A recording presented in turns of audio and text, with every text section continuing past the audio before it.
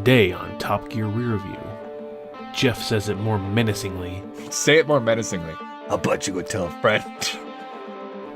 And did you know, booze is actually food? Crown Euro is booze, and booze is food.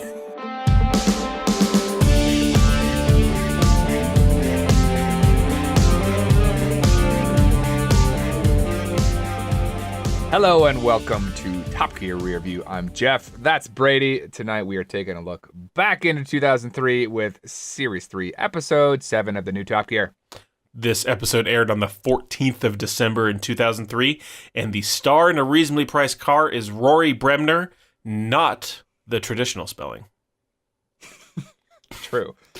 That's for my one friend out there who has the name spelled really fucked up.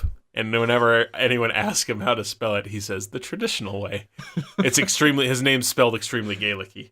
Yeah, not remotely phonetic, but all right, our segments tonight: the Porsche Cayenne Turbo, the SLR McLaren Mercedes, the MG XPower SV that they've been going on about forever, a weird challenge, which I have written down as the Box Burnout, which is an interesting title, and rounding things out with a little bit of the best British car, I guess, which is also kind of disappointing, but we'll get to it. Yeah, it's kind of two challenges, but they're both and they kind of sum together. Two half challenges to one crappy challenge. Exactly. But let's get into some. Last week we had a bunch of reviews of kind of small renos. Let's get into some big expensive cars, Jeff. Yeah, this one I believe they were talking. This episode was meant to be German and British, so that's kind of they went half and half. We got a Porsche and a Mercedes up front, and then a few British out back. So, starting off with a big SUV, the Cayenne Turbo. Yeah, so this VW Touareg's got a lot more power than a regular VW Touareg. It does. It looks so much like a Touareg. Like, it's not even dissimilar in any way, except for it's got they chose, we need to make this look like a Porsche. All right, let's get those headlights that we used to make and not the good ones and put them on there.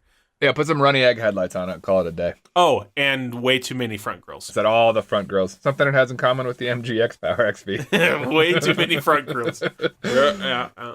Yeah. Jeremy said that this is the first car to be named after an ingredient, and it absolutely is not. I forgot about that line. There's a Jalopnik article. It's called, "Here's Every Car Named for Something You Can Eat." So, Jeff, we're going to go through these real quick because last episode was a little light. So there's the MGA Development's Hot Dog. Okay. There's the Nissan Cherry, which is a legitimate car and a legitimate name. All right. There's something that's called a porter, so that counts because it's beer. It's a beer. You can eat beer. There's the Paul Sage was a Parisian maker of cars from 1900 to 1906, and he just called him a Sage. So, all right. Okay. Spice. Suzuki Cappuccino. Yeah. Yeah. There's All Days in Onions. Okay. There's the American Chocolate. And then the Toyota Crown Royale series. And the comment on here is, Crown Euro is booze, and booze is food. So really the only real cars on here are the Nissan Cherry and the Suzuki Cappuccino, but definitely before the Porsche Cayenne. Yes. Cherries can be ingredients. Ron Clarkson. We'll link to that article in the show notes if you want to check it out. It's pretty funny. I like it. So this one had a 4.5 liter twin turbo V8 putting out 450 horsepower. Which got it up to 165 miles an hour, which is not slow. It's not a slouch. It's a big car to be moving that fast through the air, so that's not too bad. 2.3 tons, I believe they said. And still 0 to 60 in 5 seconds, which is faster than the Monaro from last episode, which is crazy. I know, right? It had a really trick suspension, like a Land Rover Discovery or Range Rover or something like that. But the actual range on it was surprising to me. The time lapse was awesome, just going up and down. It was huge. It was like it looked like 6 inches of body travel, which would really help you out in both. I mean, Jeremy said that it's great on the road and great off the road. It helps you out in both of them. Gets you nice and low on the road. Gets your center of gravity 6 inches lower. Like, car companies kill to have your center of gravity 6 inches lower on a sports car. And then great off the road, get all sorts of ground clearance. Just jack that thing all the way up. I mean, It looked, Jeremy said that it did pretty good off road, even though it's in high speed road tires. It looked like it was struggling mainly because of the tires. Mm-hmm. It also didn't look like it had a central transfer case lock. Because they would spin the back tires and then the front tires and then the back tires, but there were differential locks on it. Yeah, it definitely has a low range and diff locks, which is that's impressive. Yeah, I mean, hell, my Land Cruiser doesn't have diff locks yet. Yet.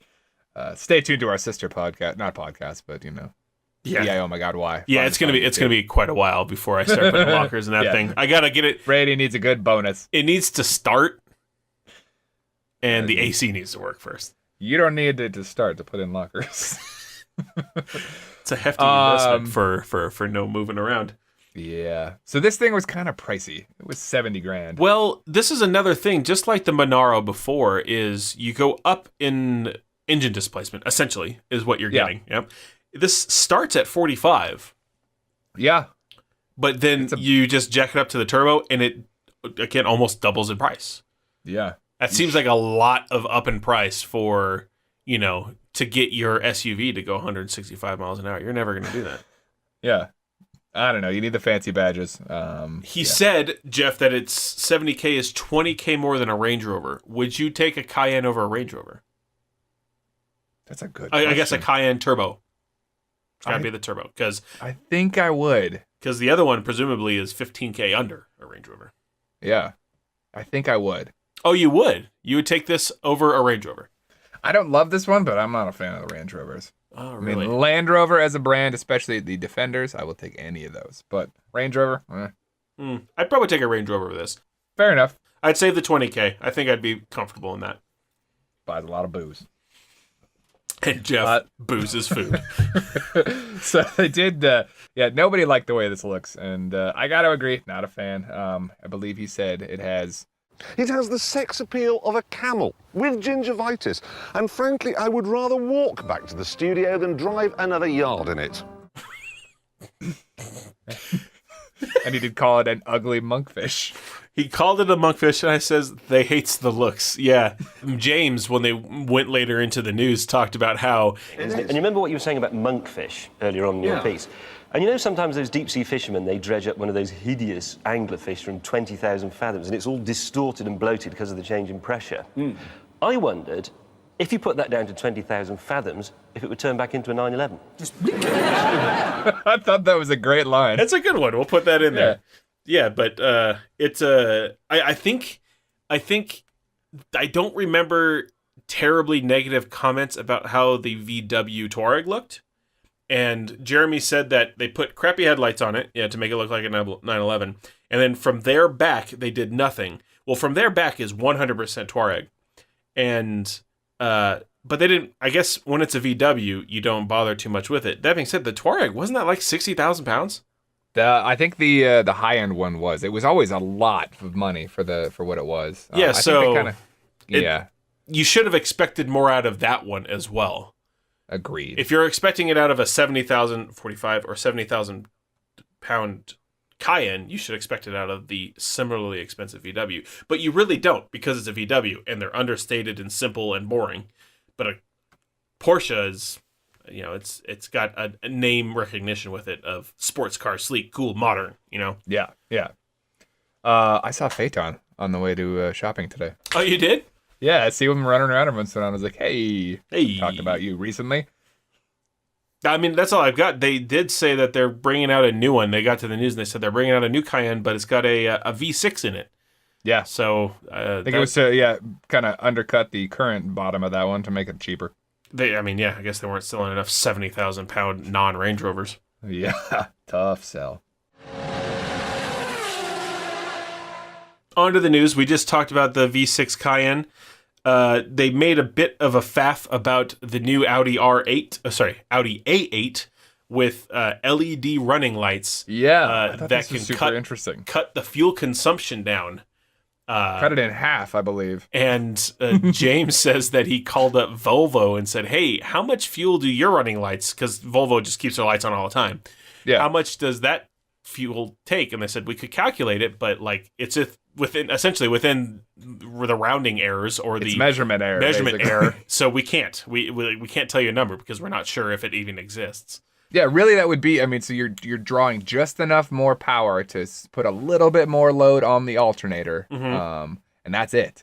So yeah, that is getting into the nitty gritty. That's really down there and hard to because it doesn't take that much, so it could potentially just pull right off the battery if the alternator's got the battery charge. Yeah, it's nothing. But the Germans have cut it in half. Yeah, so go Germany. I think this is when the LED running lights were really starting to come in, or really at least starting to start to come into to use. So I could see the trying to sell it as a feature, but yeah, unless you're selling it to dumb people. I mean, Audi's the ones that really started the LEDs. Oh yeah, so yeah, it makes sense coming from them. Yeah, give it a shot.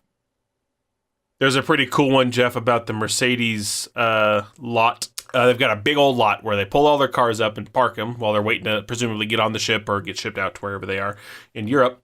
And it's obviously a real big deal because they get thunderstorms up there and they get hail. And if you have, 700, 800, 1,000 brand new cars sitting out there and hail damage comes in, it'll ruin your day, Jeff. Yeah, insurance is gonna be pissed. You're gonna get some premium increases on your insurance. So what did the Germans do? Put a little awning over it, or maybe park them inside of warehouses or covered buildings?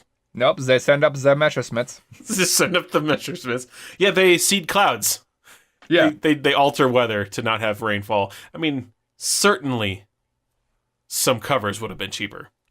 I got to imagine. I mean, but it's such a German solution. Or like a parking garage. How much does a parking garage cost? Like $500,000?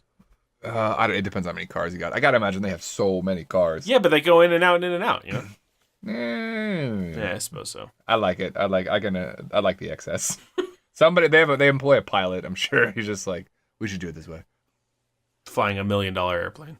Yeah, for funsies. Yep.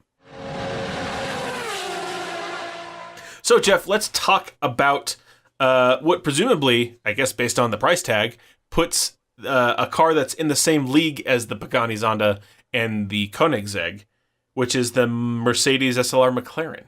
Yes. Yeah, $313,000 for this bad boy. That is extremely expensive. They start the segment off by talking about what was up until that point the most expensive Mercedes Murcielago, which is the CL65 with the V12, 612 horsepower, and that was only 112,000 pounds only. Yeah, only.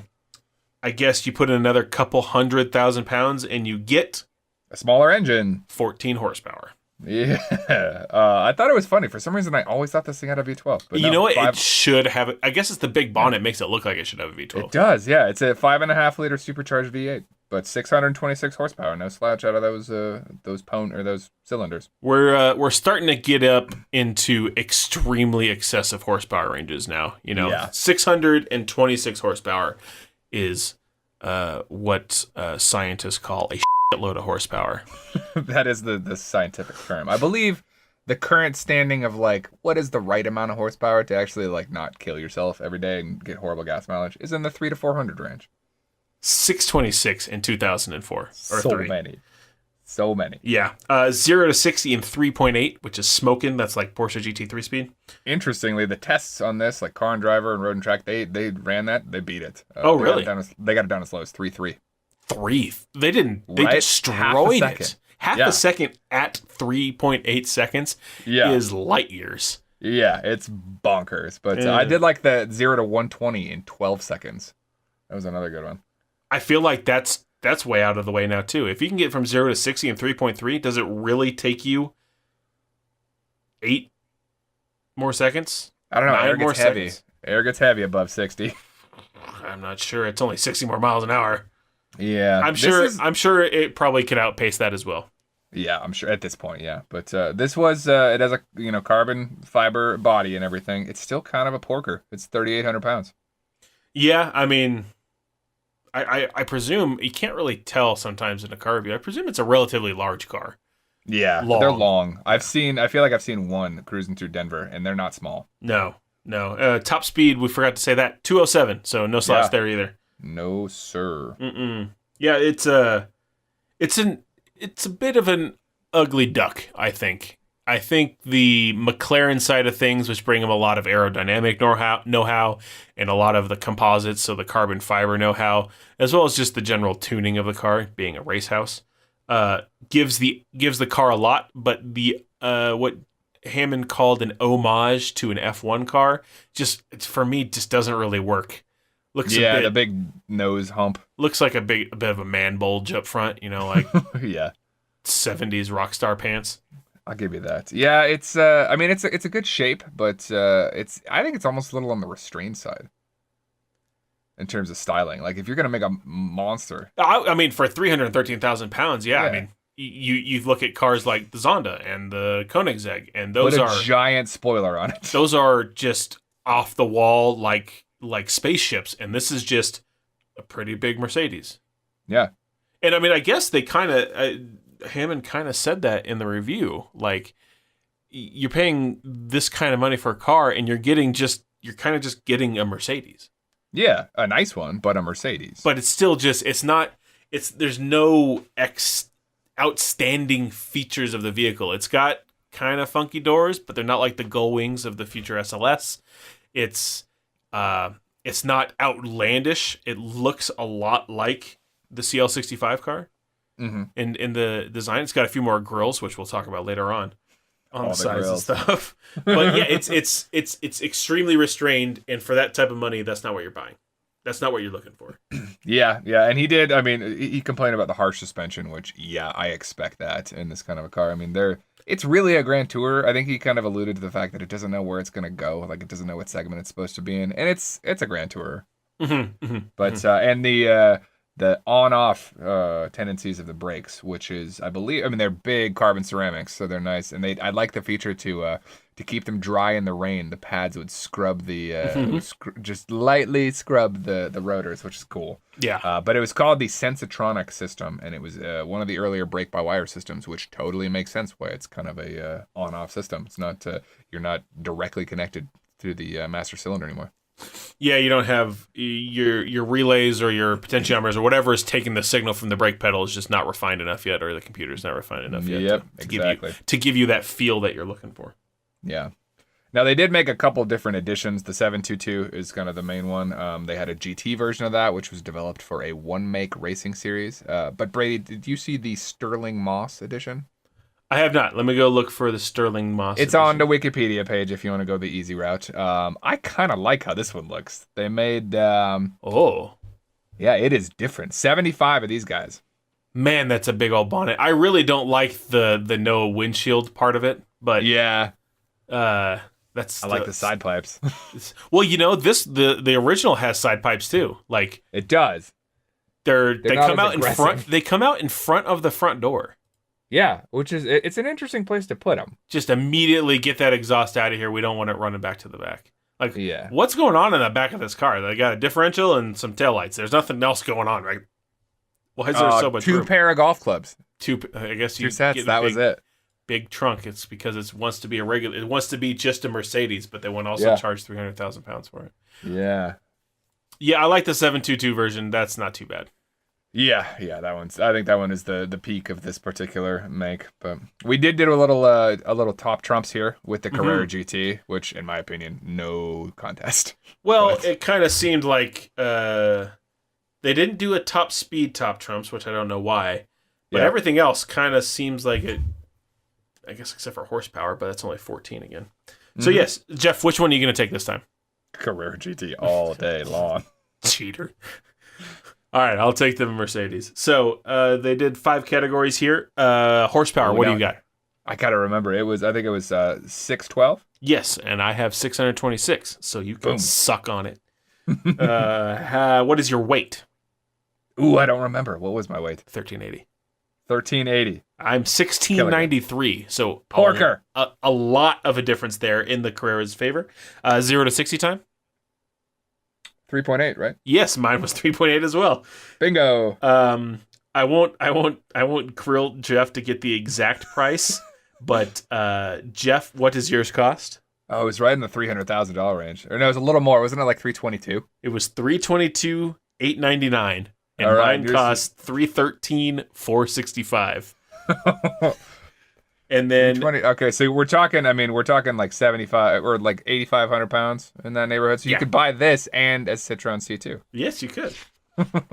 And then flaws. The McLaren Merc has the brakes are a flaw, the on-off version of it. The ride, but I don't take as much account in that one. But I guess you got to choose what you're gonna be. It's built like a Grand Tour, but it's not riding like a Grand Tour. And then Hammond did not like the interior of it because it's just another Mercedes interior, and a bit of a plastic on there.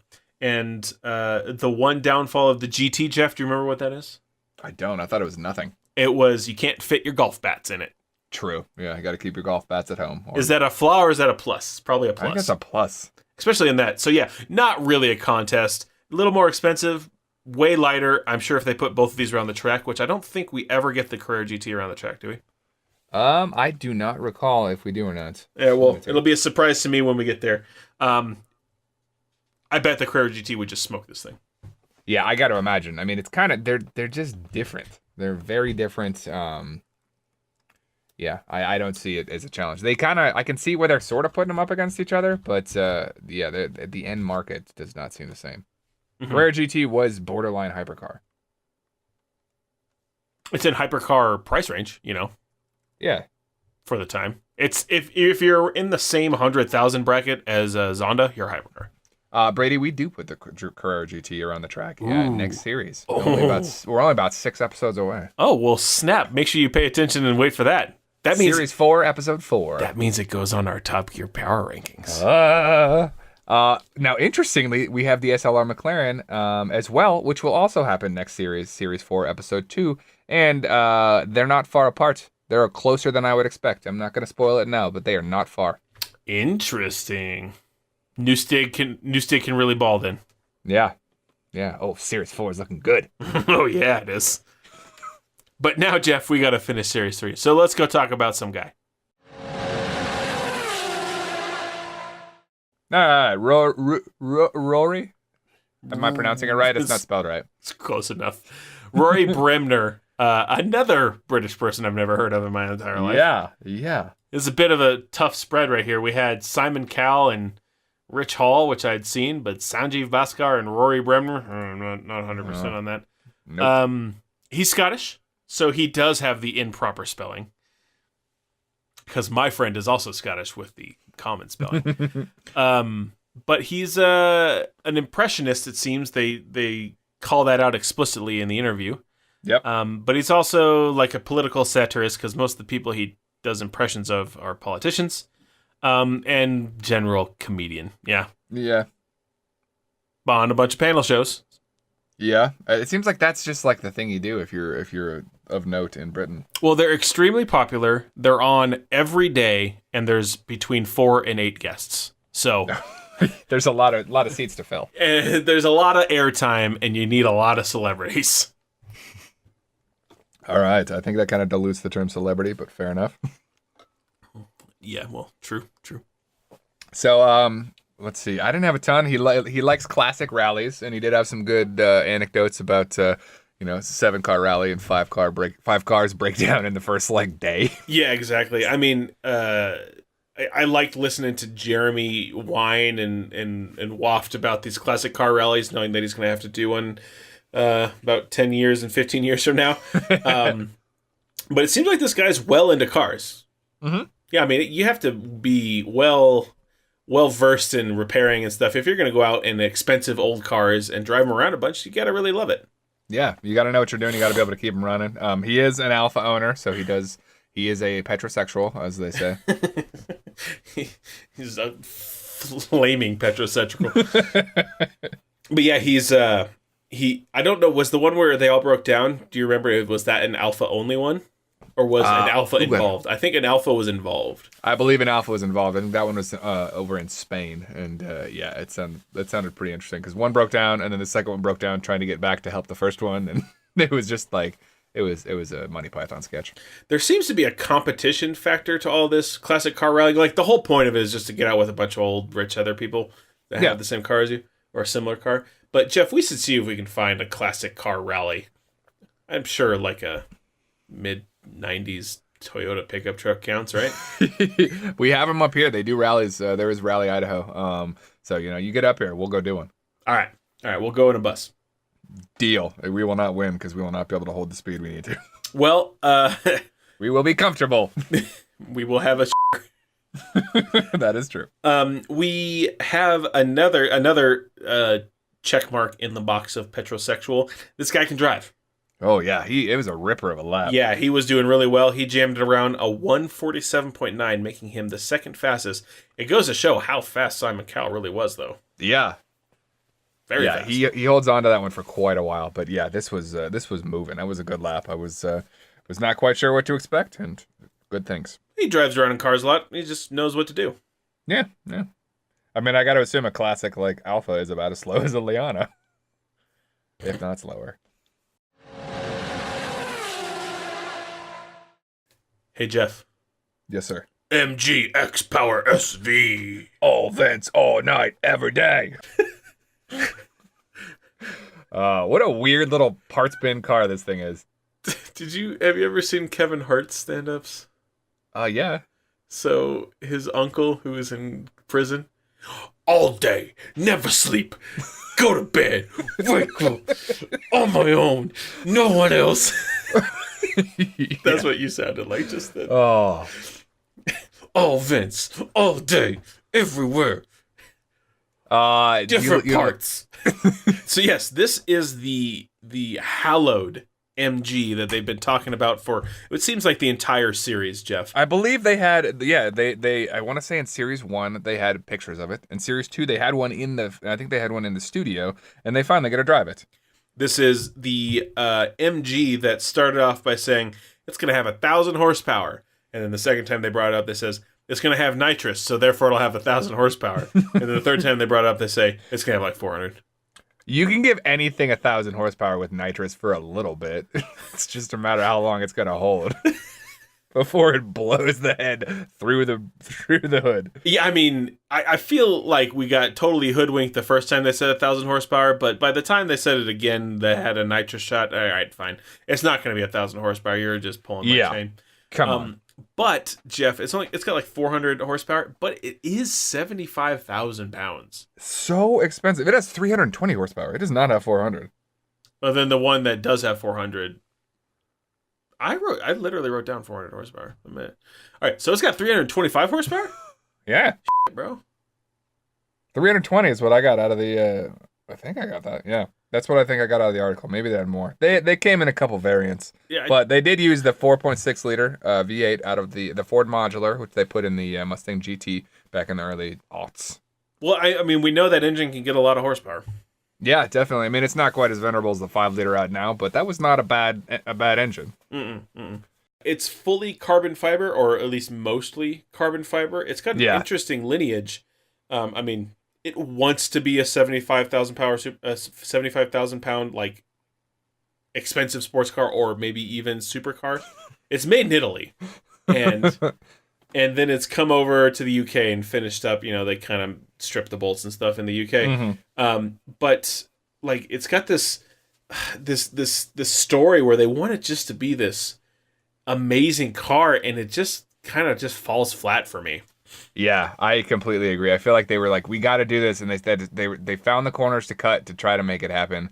The one that I like is the parts bin aspect, like the lights from the Fiat Punto and the rear lights from the Fiat Coupe, and just all these things where they're like, nope, we got to put them on there. Just get whatever you can. We got to make this car, and then it just kind of comes together. It's a camel. I mean, it's a camel is a car, or is a horse designed by a committee. Yeah. Okay. Yeah, it's a camel. Yeah, I would see that. It's I guess it looks pretty fun to drive. I'm sure anything with a couple hundred horsepower is fine. But yeah, that was the thing about this, is like, he was way too excited about it, and I was like, you guys just had an SLR McLaren, given you didn't get to drive it on the track or anything, but like, this is not that good of a car. Calm down. Really isn't. It's just good for British, I suppose. Yeah. 0 to 60 at 5.3, 165 mile an hour top speed. That's not very good. Yeah. Aero looked a little venti, but it's built on the platform, Jeff. This is why it gets its Italian heritage or Italian upbringing. It's built on the Cavalli Mangusta. You ever heard of that? I have not, but it was a De Tomaso as well, right? Yes. So the Cavalli is a car manufacturer, which I never really heard of. Okay. But yeah, so they just took an off-the-shelf chassis, essentially, and then put in a Ford engine, and were trying to sell it as a 75,000-pound MG. Parts bin. Yep. Parts bin. So not that great. Yeah. It's interesting. I like the stat, which is it will use a kilogram of fuel per minute at 160 miles an hour, which is about 1.2 liters, which is not nothing. Yeah, I mean, I guess that makes sense at full bore. Yeah, which just jamming all that into heat in the air. Not quite like the crazy Bugatti numbers. Like if it's got a 20-gallon tank, you could drive for an hour just flat out. Which everything's gonna break, especially when you hit the nitrous. But yep. This car just really doesn't do it for me, Jeff. They do, though, put it around the track. They do. So, this car cost 7,500 pounds. So many thousand pounds. It did a 1 minute 28 second 0.6, which is okay. It's not bad. I believe they were gunning for the GT3, the 911, and they didn't get there. They weren't very close. No, that was that was a much faster car. Yeah, it's right around the same time as the TVR that we saw a couple episodes ago, the Mitsubishi Evo 8. This is modified lap time, which is our very wet, adjusted NSX Type R. So it's kind of right around those. The GT3 was 7 seconds faster than it. Faster. So it really fell short. It really falls short of other British ones, which we'll see in a minute. The Noble M12 GTO. I mean, that was 125. That was almost 4 seconds faster. And considerably cheaper.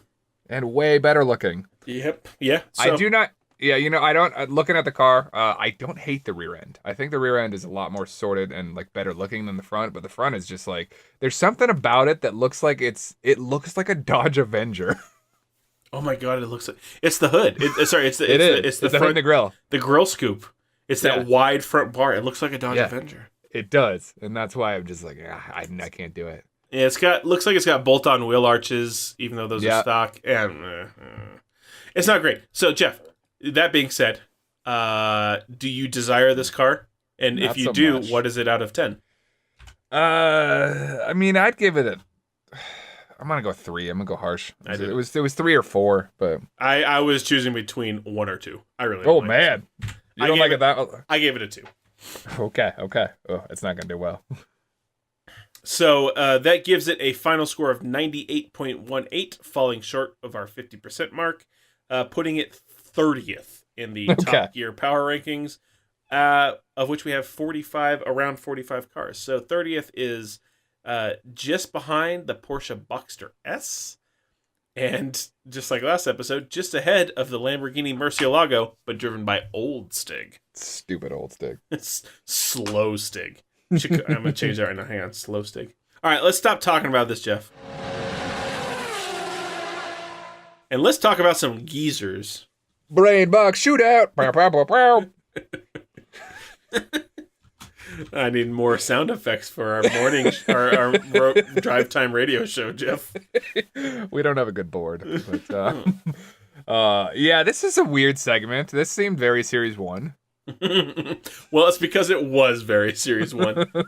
Just trying to fill some time, brother. Yeah, we had the grannies doing donuts. Yeah, we had the grannies doing a J turn. Yeah, we had all of those. Who is the fastest X? Yeah. Religious leader, political party, blah, blah, blah, blah, blah.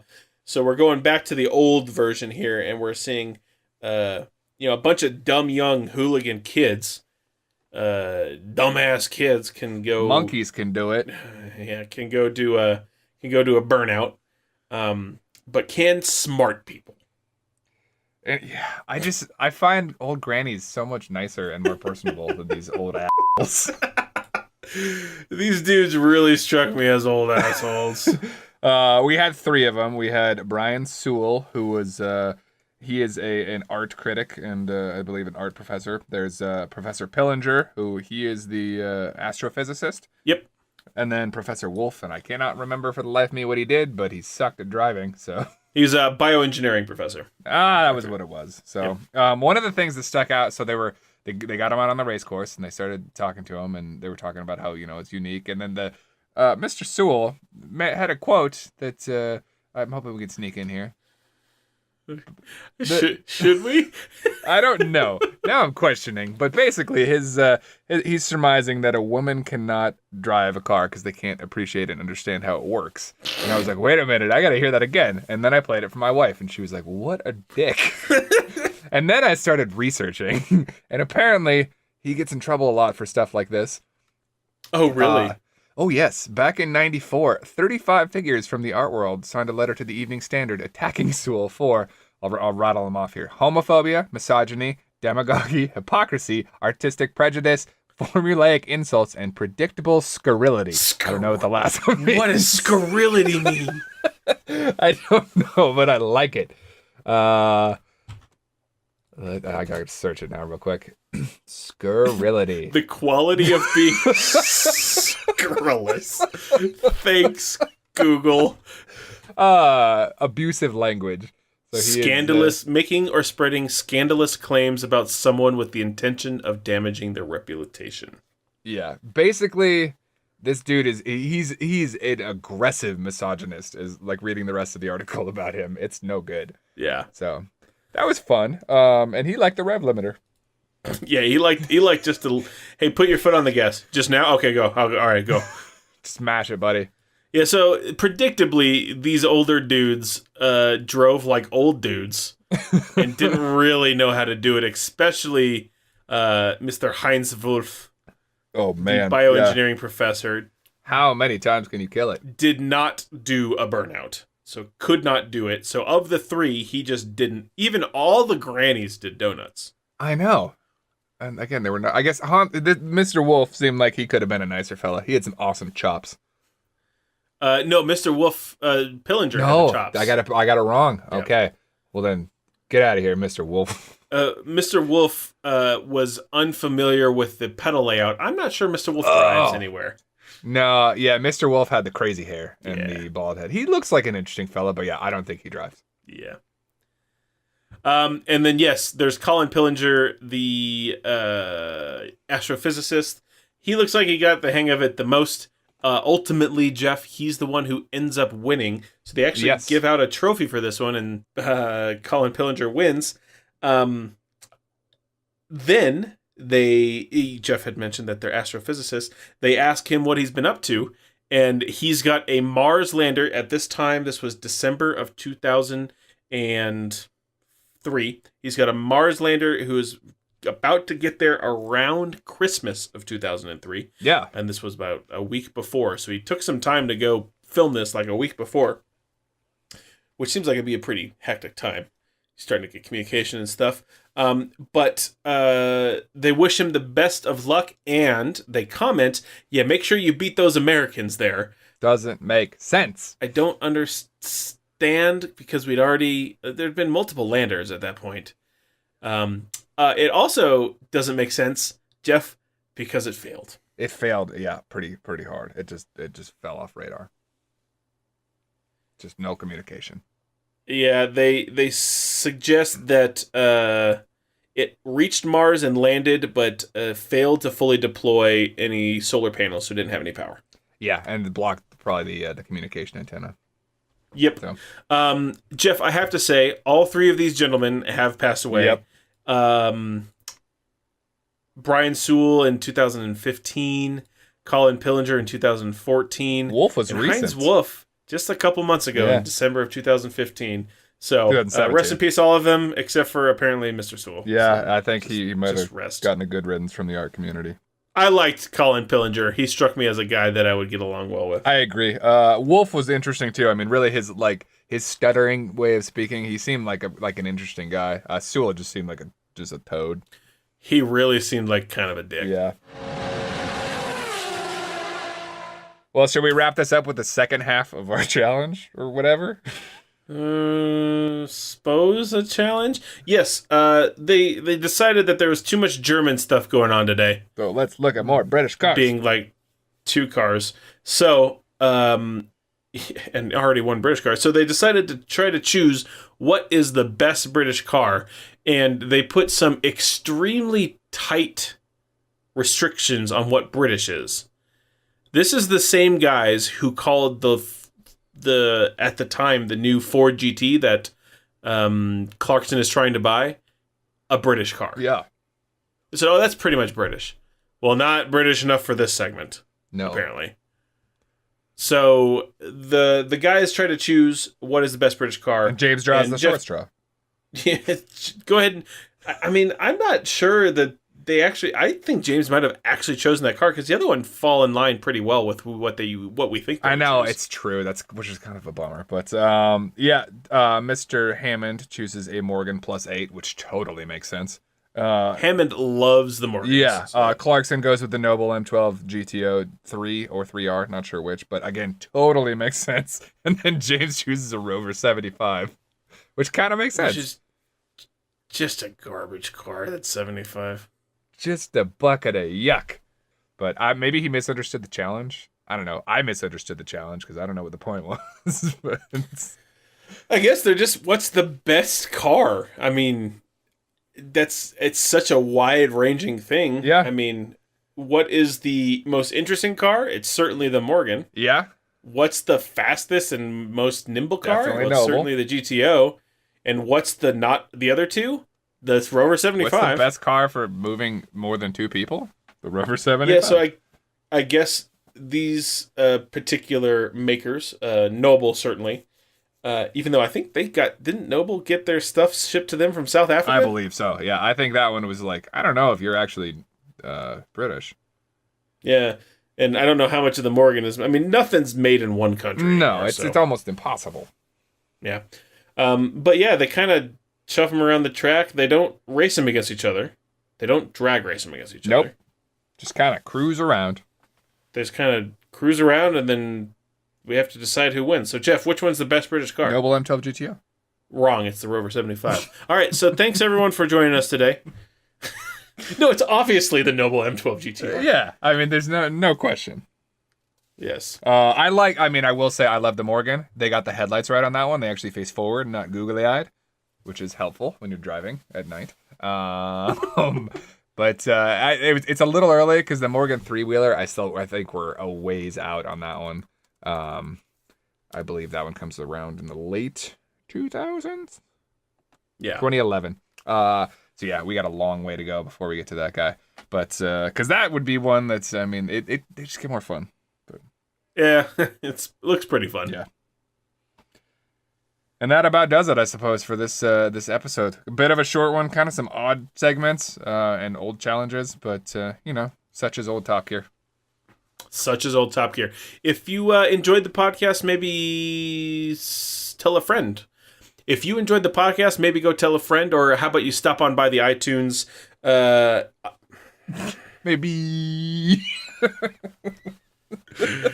If you enjoyed the podcast, how about you go on and tell a friend? God, that sounds like a big... How about... Say it more menacingly. How about you go tell a friend?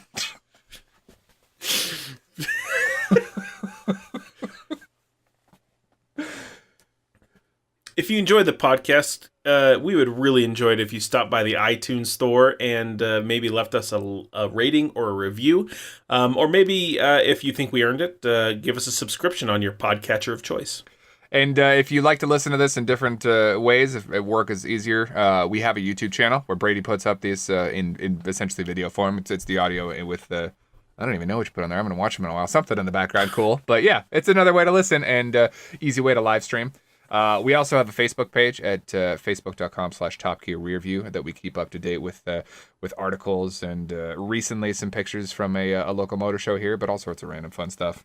Okay, I guess that's the end. So on that note, please join us back here next week for Series 3, Episode 8.